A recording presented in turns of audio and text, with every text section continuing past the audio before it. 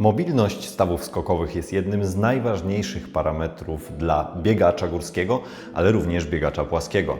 Nie tylko pozwala nam zabezpieczyć się we właściwym stopniu przed kontuzjami takimi jak na przykład skręcenie stawu skokowego, ale również w bardzo dużym stopniu wpływa na ekonomię kroku biegowego.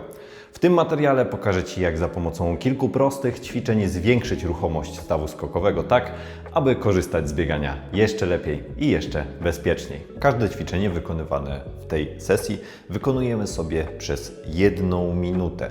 Niezależnie od tego, czy jest ono robione obunóż, czy jest robione jednonóż. Oczywiście w ćwiczeniach jednonóż wykonujemy po 1 minucie na jedną nogę. Do pierwszego ćwiczenia, czyli Bended Ankle Mobility, będziecie potrzebować jakiegoś rodzaju gumy, bądź nawet wystarczy Wam pasek. Przytroczcie go do czegoś, co się tylko nie przesunie, bo uwierzcie mi, że skutki mogą być opłakane.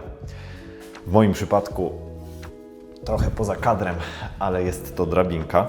Co jest najbardziej istotne w tym ćwiczeniu? Stawiamy się w taki sposób, aby guma była już dosyć mocno naciągnięta, jednocześnie dbając o to, aby była zaczepiona poniżej naszych kostek. To jest bardzo istotne, ponieważ wtedy nie będziecie mobilizować stawu skokowego, jeśli będziemy wykonywać sobie to założenie powyżej kostek. Więc sam ruch polega na tym, że ustawiamy się w wykroku i teraz przez minutę wykonujemy zgięcia grzbietowe naszego stawu skokowego.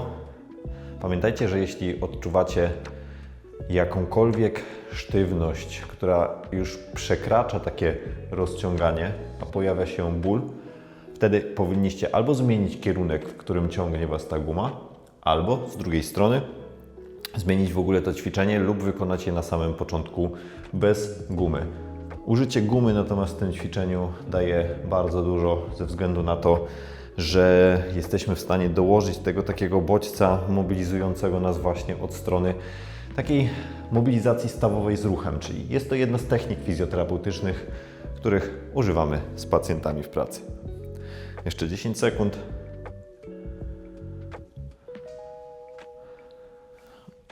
Ok. Staramy się wykonywać ruch w pełnym zakresie ruchomości i wykonujemy zmianę nogi. Znowu ustawiamy się tak, aby guma dosyć mocno ciągnęła nas ku tyłowi, czyli widzicie, jak podniosę nogę, to ona spada nam ku tyłowi i znowu wykonujemy przez minutę powtórzenia mobilizujące na drugą kończynę. Ważna sprawa to ten trening, czy ten zestaw ćwiczeń możecie wykonać sobie również w momencie, w którym będziecie przygotowywać się do ćwiczeń siłowych, w momencie, w którym będziecie potrzebowali nieco większej rozgrzewki przed treningiem. Raczej nie polecam go wykonywać jako taką codzienną rutynę ze względu na to, iż po prostu nie jest to zwyczajnie potrzebne. Jeśli odczuwacie problemy z ruchomością stawów skokowych, to oczywiście wtedy można zwiększyć częstotliwość tych sesji, natomiast ogólnie rzecz ujmując, bardzo istotne jest to, żeby wykonywać je przynajmniej raz w tygodniu i tak jak mówię, na przykład w dodatku do treningu siłowego czy przed jednostką biegową. Wykonywanie regularnie tego typu treningu potrafi dać dosyć duże efekty w dosyć szybkim czasie. Ok, możemy odłożyć naszą gumę. Teraz przechodzimy sobie do mobilizacji w siadzie, w takim siadzie na piętach. I teraz uwaga, dla osób, które mają problemy z kolanami, a chcą dalej mobilizować to zgięcie podeszwowe naszych stawów skokowych, możecie wziąć sobie roller i podłożyć go tutaj pod pięty. Wtedy mobilizujemy typowo okolice naszych stóp i mobilizujemy staw skokowy do zgięcia grzbietowego, do zgięcia podeszwowego oczywiście, nie obciążając jednocześnie kolan. Ja problemów z kolanami nie odczuwam, dlatego wykonam to w wersji pełnej, czyli siadamy po prostu na piętach, dbamy o to, aby pięty były pod pośladkami i teraz lekko odchylając się ku tyłowi zwiększamy nieco to rozciągnięcie, naciskając na pięty naszymi pośladkami i również wykonujemy to przez 1 minutę.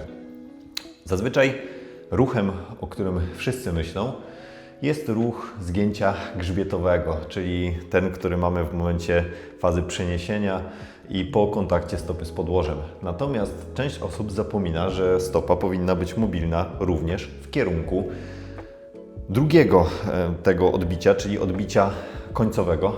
W momencie, w którym mamy ograniczone zgięcie podeszwowe, nie jesteśmy w stanie wyprowadzić tego odbicia ku przodowi, tylko wyprowadzamy je bardziej do góry, co również zwiększa nam koszt energetyczny biegu.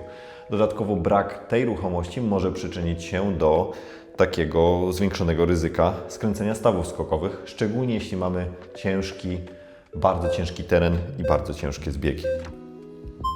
Ok. Przechodzimy do ćwiczenia następnego, które mobilizuje nam staw skokowy w obciążeniu.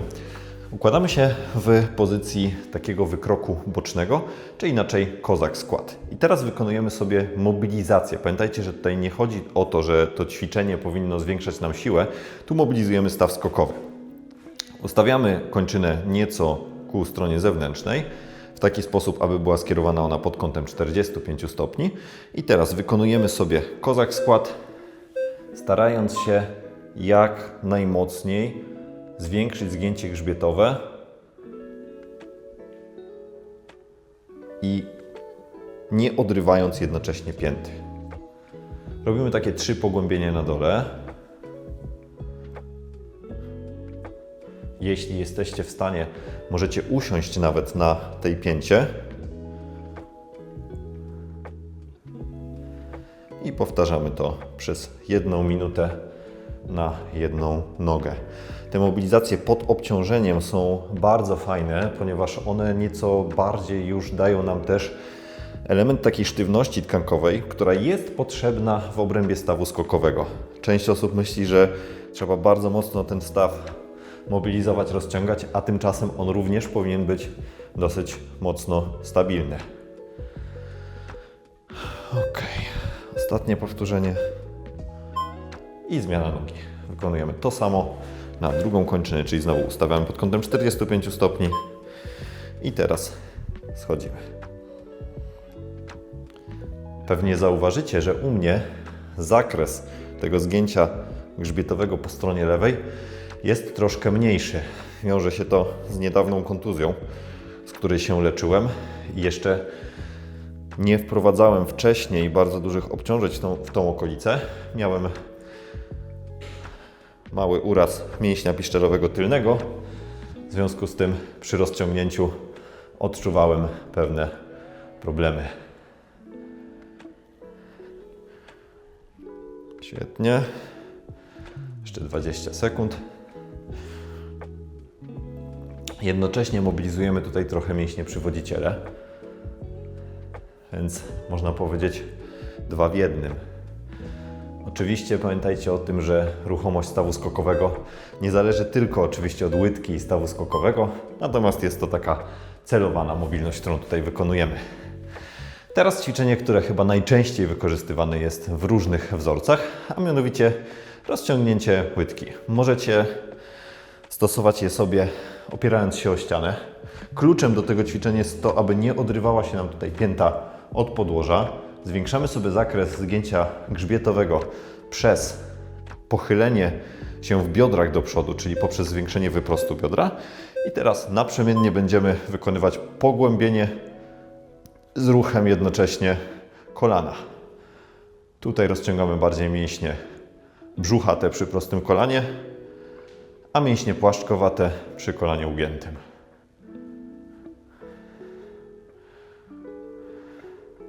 Wymaga to czasem troszkę koordynacji i trzeba się jednak podczas tego ćwiczenia skupić, bo trzeba wykonywać, tak jak mówię, te ruchy naprzemiennie, czyli raz z lekko ugiętym, raz z wyprostowanym stawem kolanowym. I jak zaraz się też dowiecie przy następnym ćwiczeniu, zazwyczaj większość ludzi pracuje tylko i wyłącznie nad zgięciem grzbietowym oraz zgięciem podeszwowym. Natomiast bardzo ważne jest też wykonywanie ruchów inwersji i ewersji. Ok, zmiana nogi. I wykonujemy to samo ćwiczenie również przez minutę.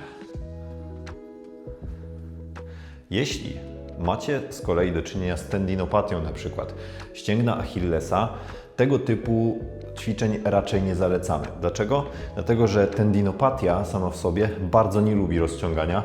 Często dolegliwości pogarszają się w momencie, w którym właśnie wprowadzamy taki mocny bodziec rozciągający. Zamiast tego nad tą ruchomością wtedy lepiej pracować w treningu ekscentrycznym, tak aby jednocześnie wzmacniać i przebudowywać włókna kolagenowe tego ścięgna Achillesa, czy w przypadku też innych tendinopatii w obrębie stawu skokowego, w obrębie łydki. Taki właśnie bodziec, jaki wykonuję teraz, niekoniecznie jest mocno wskazany. Jeszcze kilka powtórzeń. Ok. I przechodzimy do tego mniej oczywistego kierunku ruchu, czyli do inwersji i ewersji, czy też do pronacji i supinacji. Zauważcie, że bardzo często w biegach górskich te ruchy się pojawiają. Dlatego będziemy tutaj dążyć do tego, żeby tu akurat pod obciążeniem wykonać sobie maksymalne uniesienie ostatniego palca do góry i jest to właśnie ruch pronacji i uniesienie do góry wewnętrznej całej części stopy. I mobilizujemy sobie to przez 1 minutę. Pamiętajcie, żeby tutaj zachować dosyć mocną kontrolę, ale jednocześnie staramy się tutaj przeprowadzić ten staw skokowy również przez pełny zakres tych ruchów. Tak jak wspomniałem wcześniej, robienie tego pod obciążeniem i w kontroli pozwala nam jednocześnie wpłynąć na to, że jesteśmy w stanie zwiększyć sobie tą sztywność też tkanek stawu skokowego, zachowując jednocześnie mobilność. A mobilność ku właśnie ruchom pronacji i supinacji jest bardzo ważna, bo w górach nie mamy płaskiego, dostępnego terenu, tylko mamy zazwyczaj teren, który bardzo często wymaga od nas dodatkowej tej ruchomości. Jeśli jej nie ma, ryzykujemy właśnie skręceniem stawu skokowego. Także pamiętajcie, że nie tylko ruchy w płaszczyźnie strzałkowej, czyli te ruchy przód-tył, ale również ruchy, które wykonuję teraz, powinny być w treningu mobilności zawarte. I tak naprawdę to wszystko, co powinniście dzisiaj wykonać.